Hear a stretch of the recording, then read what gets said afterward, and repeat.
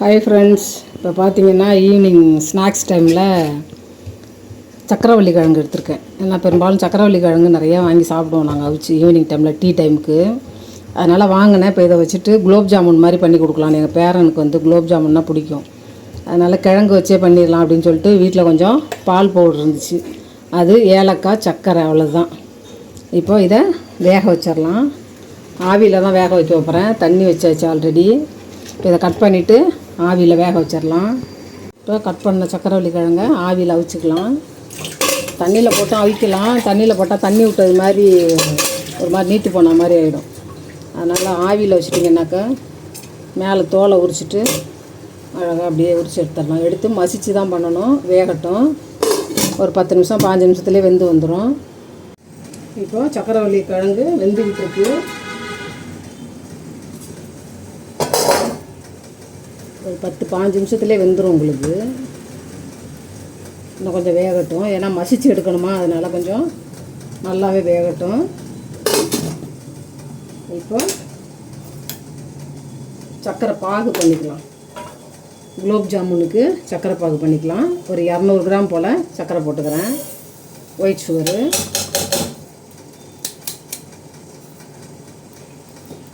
அதுக்கு அதே டம்ளர்லேயே 2 டம்ளர் தண்ணி விட்றேன்.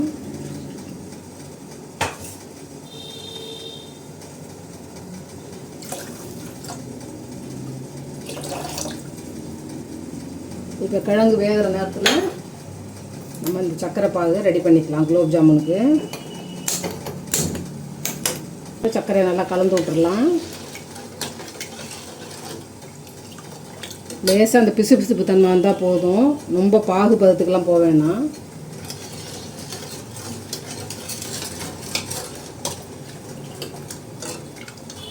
இப்போ சக்கரவள்ளி கிழங்கு ஒரு 15-20 நிமிஷம் போல் வச்சாச்சு, போதும்.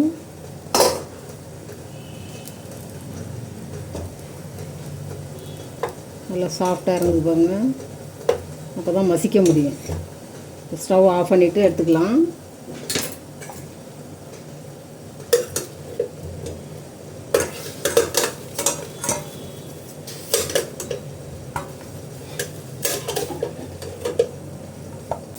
இப்போ கொஞ்சம் ஆறட்டும். ஆறின பிறகு தோலெல்லாம் உரிச்சிடலாம். இதே போல் தோலை உரித்து எடுத்துகிட்டு வந்துடுறேன்.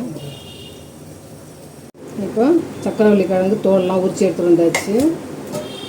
இதில் போட்டு அப்படியே மசிச்சுக்கலாம்.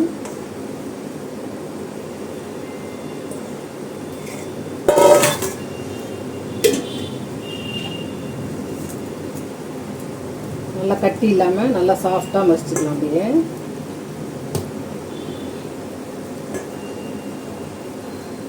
வயலட் கலரில் இருக்கிற சக்கரவள்ளி கிழங்குலாம் இங்கே கிடைக்க மாட்டேங்குது. ஃபாரின்லலாம் இருக்கும் பாருங்க. நிறைய வீடியோ போடலாம். இது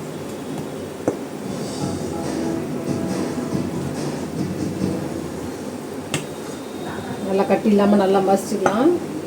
இப்போ சக்கரை பாகும் இந்த பிசு பிசுப்பு இருந்தால் போதும். பிசு பிசுப்பு வந்துடுச்சு, போதும். கொஞ்சம் ஸ்லோவாக ஒரு 5 நிமிஷம் வச்சுருங்க. அப்படியே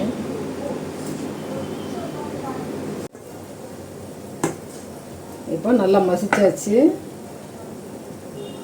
நிறைய வீடியோ போடலாம் பாருங்கள். சக்கரவள்ளி கிழங்குலே போலி பண்ணலாம்.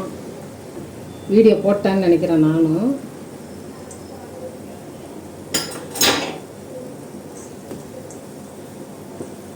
இப்போ சக்கரவள்ளி கிழங்க நல்லா மசிச்சாச்சு. இப்போ இதில் வந்து பால் பவுட்ரு போட போகிறேன். கொஞ்சம் கொஞ்சமாக போட்டு நல்லா உருட்டுற அளவுக்கு கலந்துக்கலாம்.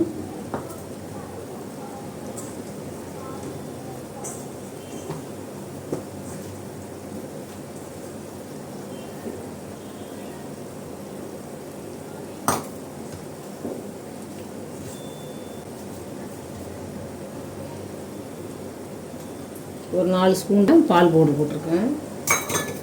எவ்வளோ கிழங்கு எடுக்கிறீங்களோ அதுக்கு தகுந்த மாதிரி போட்டுக்கோங்க.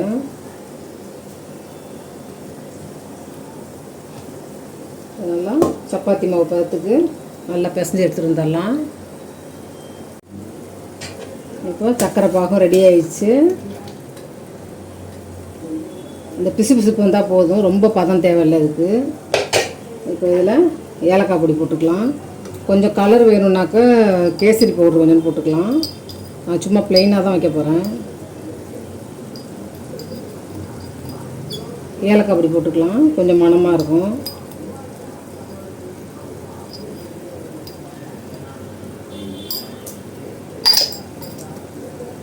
அப்படி கொஞ்சமாக நெய் விட்டுக்கலாம். ஏன்னா குலோப் ஜாமுன் வந்து நெய்யில் தான் பொரிப்பாங்க பெரும்பாலும் நிறையா.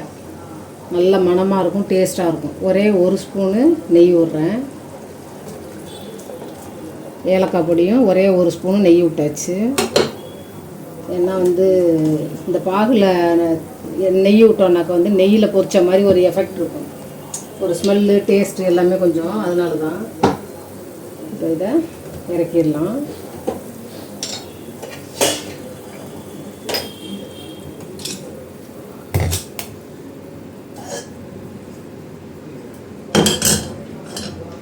இப்போ இதை உருட்டி எடுத்துக்கலாம். அப்படியே கையில் கொஞ்சம் நெய்யோ எண்ணெயோ ஏதாவது தடவிக்கங்க.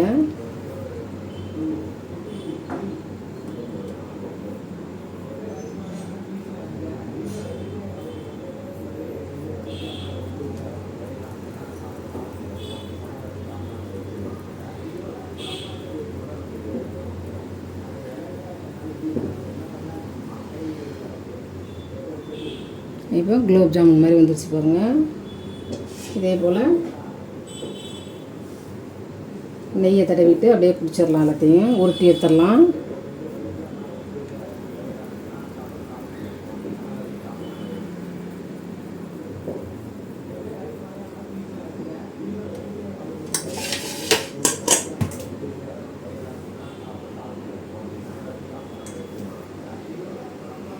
இதே போல் எல்லா மாவும் பிடிச்சிட்டு உருண்டை ஊற்றிட்டு காமிக்கிறேன். எவ்வளோ என்ன சைஸில் வேணுமோ அது மாதிரி எடுத்துங்க. குட்டி குட்டியாக வேணுன்னா குட்டி குட்டியாக போட்டுக்குங்க. ஏன்னா ஒரு ஆளுக்கு ஒரு 4 3 வச்சிங்கனாலே சாப்பிட்டா மாதிரி இருக்கும். நல்லா ரொம்ப குட்டியாக பண்ணிங்கன்னா ஒரு மாதிரி இருக்கும்.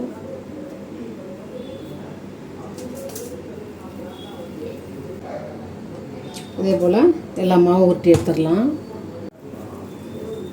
இப்போ எல்லா ஸ்வீட் பொட்டேட்டோவும் உருட்டியாச்சு.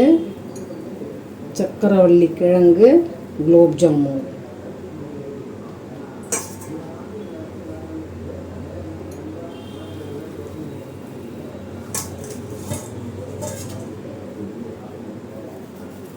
இப்படியும் பிடிக்கலாம். நீங்கள் கடையிலலாம் வைக்கும் பாருங்கள், ட்ரை குலோப் ஜாமுன்லாம் இந்த மாதிரி இந்த ஷேப்லேயும்.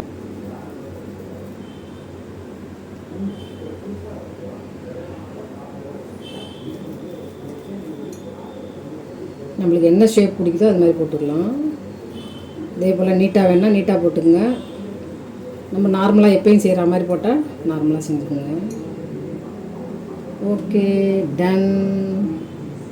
இப்போ எண்ணெயில் பொரிச்சு எடுக்க வேண்டியது தான். ஸ்டவ்வை பற்ற வச்சுக்கலாம். ஜீரா பாகு ரெடியாக இருக்குது. எண்ணெயில் போட்டு பொரித்து அதில் போட்டோம்னாக்கா குலோப் ஜாமுன் ரெடி. இப்போ எண்ணெய் விட்டுக்கலாம். கடலெண்ணெய், செக்கில் ஆட்டின கடலெண்ணெய். ஆனால் ஆயில் ஐட்டம் வந்து நிறையா செய்ய மாட்டேன் நான். மீனெல்லாம் கூட தோசைக்கல்லே போட்டு எடுப்பேன். பஜ்ஜி பண்ணுறேன்னு சொன்னால் வேணான்ட்டாங்க. அடுத்தது குலோப் ஜாமுன் பாட்டின்னா எங்கள் பேரன். மாவு இல்லை, கடையில் போய் தான் வாங்கணும். பார்த்தேன் 2 3 கிழங்கு காய் வாங்கும்போது நேற்றுக்கு கிடந்துச்சு. அதனால் டக்குன்னு ஒரு ஐடியா பண்ணி குலோப் ஜாமுனுக்கு ரெடி பண்ணியாச்சு. எண்ணெய் காயட்டும். இப்போ எண்ணெய் நல்லா காஞ்சிடுச்சு. ஒரு 2 3 போட்டு அப்படியே எடுத்துடலாம். ரொம்ப எண்ணெய் காஞ்சிச்சுன்னா ஒரு மாதிரி ப்ரௌன் கலர் ஆகிடும். சக்கரவள்ளி கிழங்கு குலோப் ஜாமுன் பேரனுக்காக. என்ன தம்பி, பாட்டி கேட்டோன்னு ஈரம் வந்துருக்கும் போலதான்.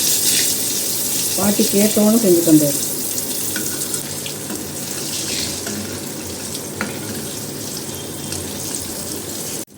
இப்போ சக்கரை பாகை இதில் ஊற்றிக்கலாம்.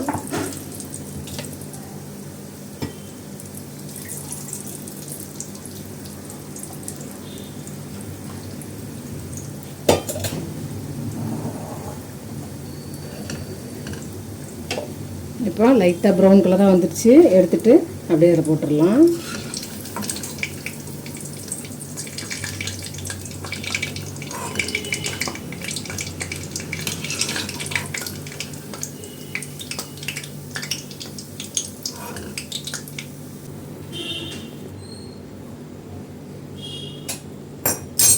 இதே போல் எல்லாத்தையும் போட்டு எடுத்துடலாம்.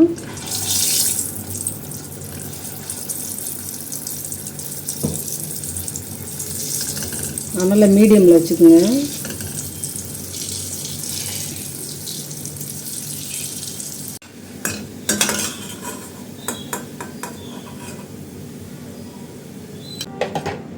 இதே போல் இதையும் போட்டுடலாம்.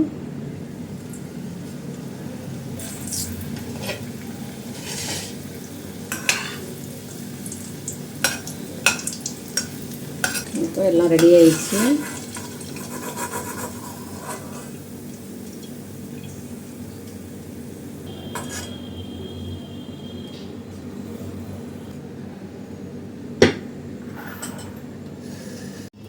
இப்போது சக்கரவள்ளி கிழங்குல குலோப் ஜாமுன் செஞ்சாச்சு பாருங்கள். சூப்பராக நீட்டு வாக்கில் வேணால் அப்படி நீள நிலமாக போட்டுக்குங்க. உருண்டையாக வேணால் குட்டி குட்டியாகவும் போடலாம். நம்ம இஷ்டம் தான், எப்படி வேணாலும் போட்டுக்கலாம். இப்போ இதெல்லாம் ஆல்ரெடி ஊறிச்சு. ஃபஸ்ட்டு போட்டோன்னே ஒரு ஈடு சாப்பிட்டாங்க, எடுத்துகிட்டு போயாச்சு. இது கொஞ்சம் சாஃப்டாக இருக்குது. இது இப்போ லாஸ்ட்டாக போட்டதுனால கொஞ்சம் அப்படியே நிற்கிது, ஊறட்டும். இப்போ அதை நல்லா ஊறினதை எடுத்து சாப்பிட கொடுக்கலாம். பேரன் எட்டிட்டு பார்த்துக்கிட்டே இருக்கான், பாட்டி ரெடியா பாட்டி ரெடியான்னு.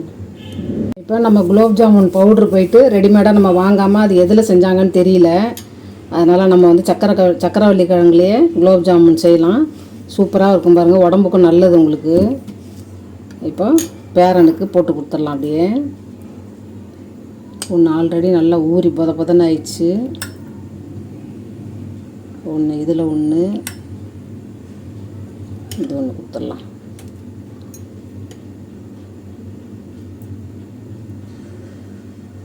ஸ்வீட்டே பிடிக்காது, ஆனாலும் குலோப் ஜாமுன்னா கேட்குறான்.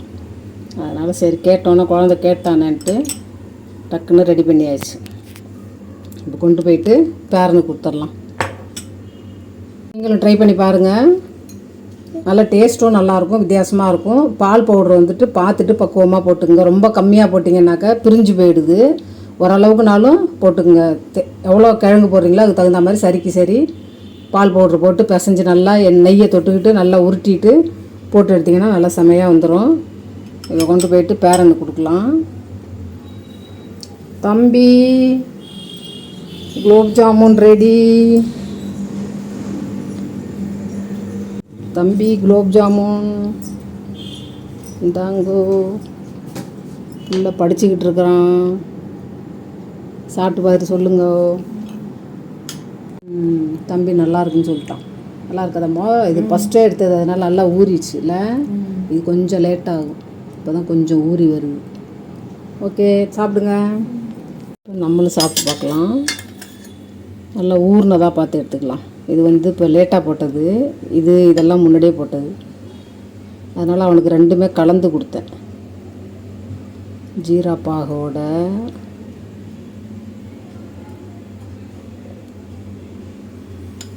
சாப்பிட்டு பார்க்கலாம். நம்ம கடையில் வாங்கி செய்கிறது மாதிரியே இருக்குங்க. அப்படியே அவங்களும் பால் பவுடர்லாம் போடுவாங்களோ ஒரு வேளை, எதில் செய்கிறாங்கன்னு தெரியல. ஆனால் அதே டேஸ்ட் வருது பாருங்க.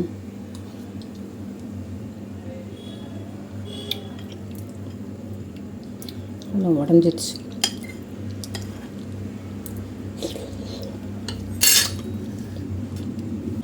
ட்ரை பண்ணி பாருங்கள். சக்கரவள்ளி கிழங்கு வச்சு குலோப் ஜாமுன்.